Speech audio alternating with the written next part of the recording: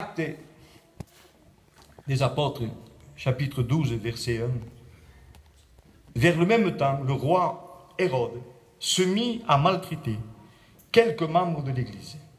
Et il fit mourir par l'épée Jacques, frère de Jean. Vous voyez, on parlait de que le diable faire tomber. Et là, on va voir pourquoi. Pourquoi Jacques est mort.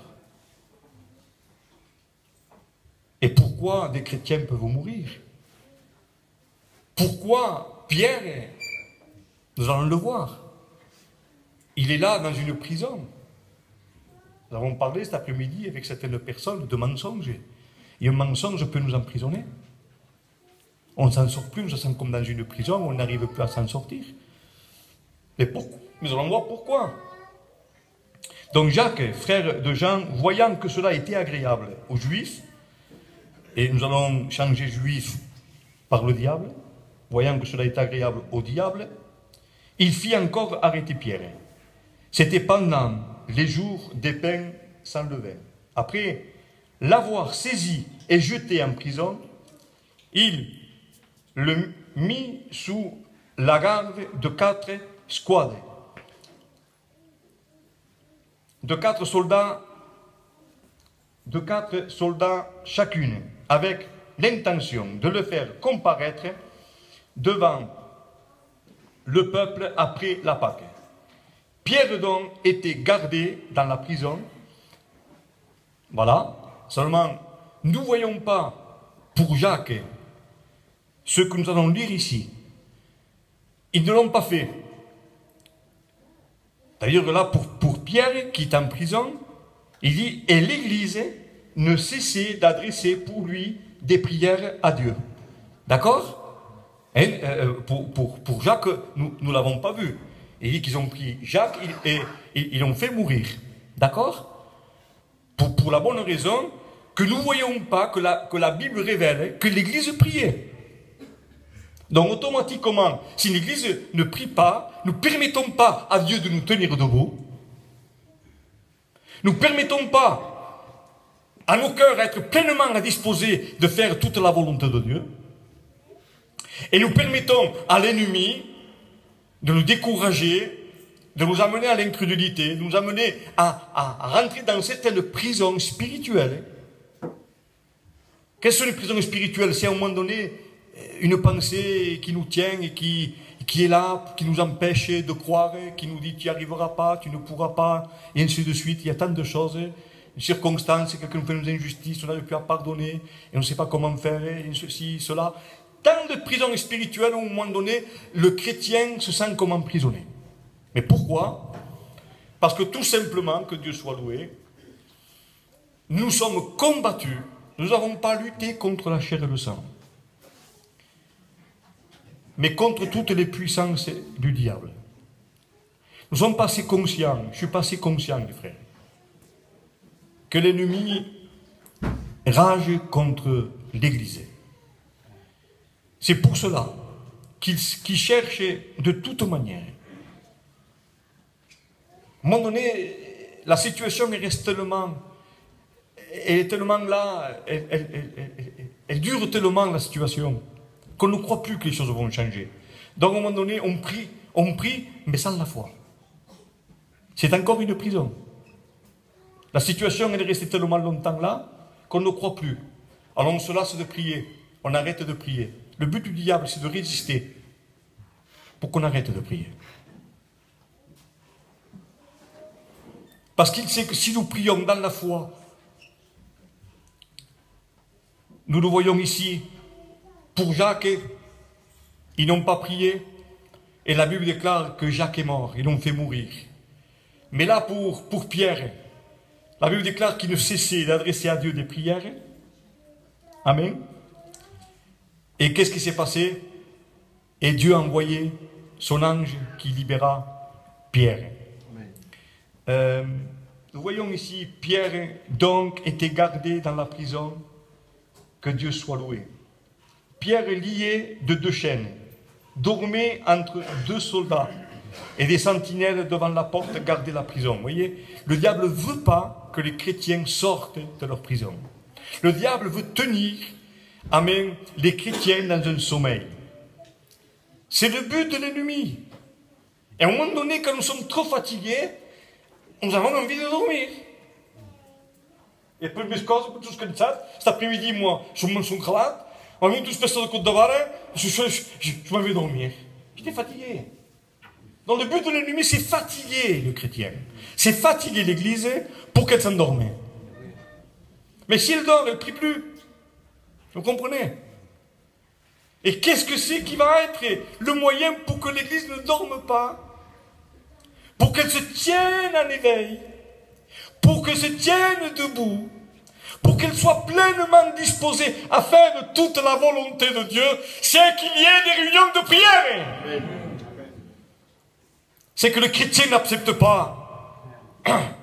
C'est que des groupes n'acceptent pas. De passer toute une journée sans prier avec les frères. C'est qu'il n'y ait pas, de la prière, qu'il n'y ait pas des réunions de prière. Les frères, heureusement, il dit Pierre dormait, il était gardé.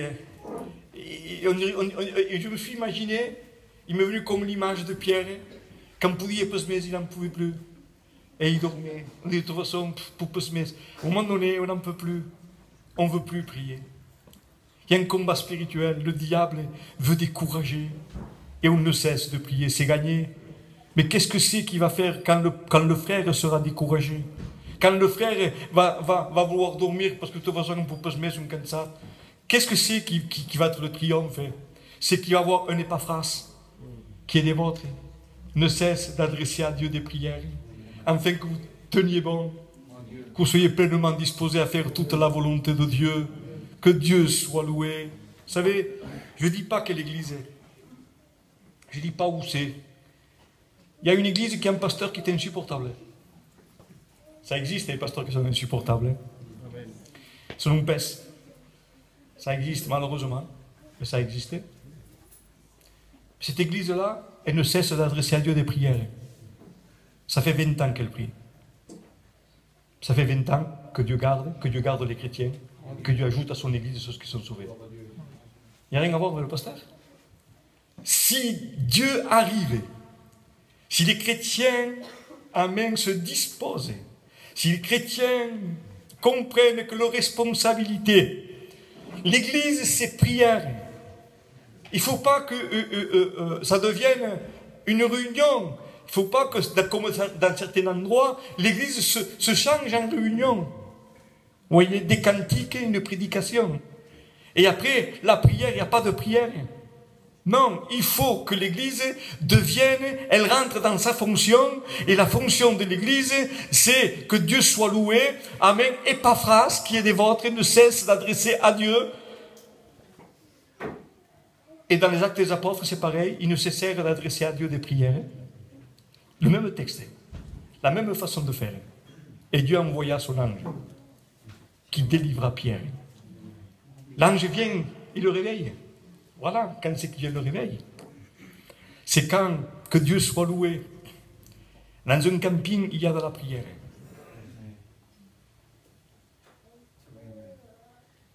Quand dans notre camping, il y a la prière. Quand une sœur va à l'autre sœur et dit, bon, demain on se réunit dans la prière. Demain à 9h, allez, on va passer au moment de prière.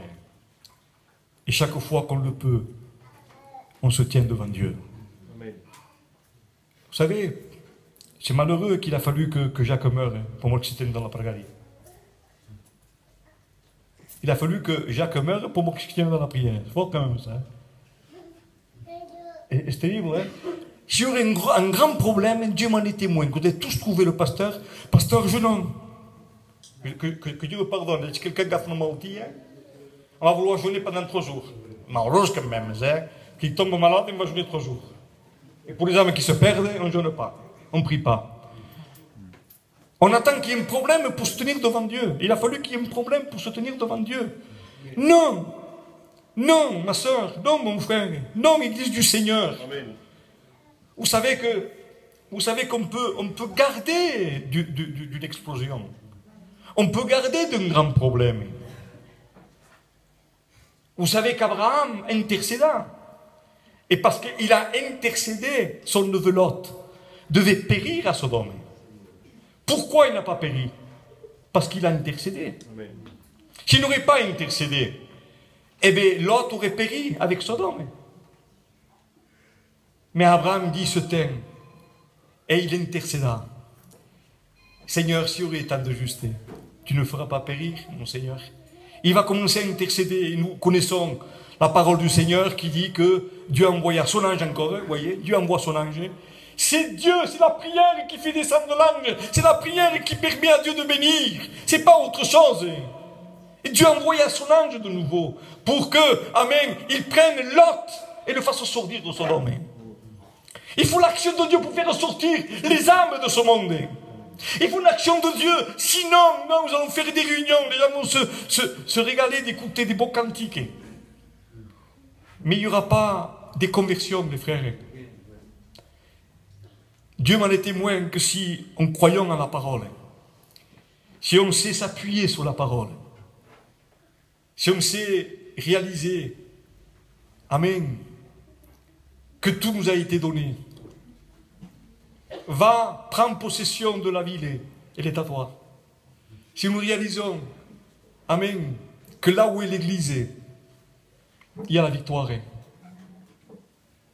Que Dieu soit loué et que nous prions dans la foi. Et que nous persévérons dans la foi. Que nous persévérons dans le but. Comme je disais ce matin, il y a un but. C'est atteindre le but. Il faut qu'il y ait un but. Qu'est-ce que c'est le but? Il se tient réveillé et vivre la gloire de Dieu. Si ce n'est pas le but de voir la gloire de Dieu, il ne serait pas tenu éveillé. Il n'aurait pas monté sur la montagne. Il serait arrêté avant de monter, avant d'arriver en haut de la montagne, il serait arrêté. Mais qu'est-ce que c'est qui a permis que malgré la fatigue, il puisse arriver en haut de la montagne? Parce que le but, il y avait un but, c'était voir la gloire de Dieu. Et il faut que l'Église croie en la gloire de Dieu. Il y a d'autres âmes à sauver. Il y a d'autres âmes et il faut que Dieu soit loué.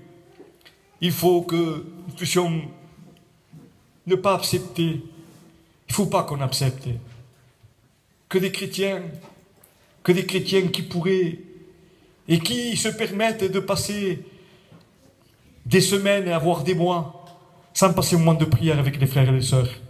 Je ne parle pas dans l'église, moi, dans les caravanes. Vous vivez en caravane. C'est pas normal, ça. Le but, c'était d'arrêter. Moi, j'ai connu une église qui priait, qui ne cessait d'adresser à Dieu des prières. Moi, j'ai connu, amen, là où il y avait les caravanes, de la prière, et de la prière, et de la prière. Que Dieu soit loué. Alléluia. Eh oui, mais vous avez le temps. On est là pour s'accuser? On est là pour se pointer du doigt? Non. Parce qu'il y a un combat spirituel. Et le frère l'a ressenti. Et nous le ressentons ensemble. Qu'il y a un combat spirituel. Et que si on ne prie pas les uns pour les autres, si c'est quelques-uns qui prient, à un moment donné, ce petit groupe-là va se fatiguer. Vous comprenez? Mais si quand ce groupe-là va se fatiguer, qui prie, l'autre prie aussi, l'autre groupe prie, eh bien vous allez permettre, amen, de maintenir, et vous allez vous maintenir les uns les autres, vous comprenez? Mais si il n'y a qu'un petit groupe qui prie, automatiquement, à un moment donné, parce que quand on prie, le diable se concentre sur ceux qui prient. Vous voulez pas avoir des combats? Ne priez pas. Ne priez pas. Restez en prison, dormez. Quelqu'un qui dort, il gêne personne, il dort, il ronfle. Mais voilà, mais nous pouvons nous permettre que Dieu soit loué, tandis qu'il y a un petit groupe qui prie. Moi, de mon côté, je ne prie pas. Non, les frères, je pense de tout mon cœur, Dieu m'en est témoin. Nous avons cette responsabilité. Amen. Il y a tellement un besoin, Seigneur. Il y a un combat spirituel, vous ne pouvez pas savoir, les frères. Il y a un combat qui est énorme. Le diable réellement en veut à ces chrétiens, aux enfants de Dieu. Et il ne supporte pas il a une haine contre la prière.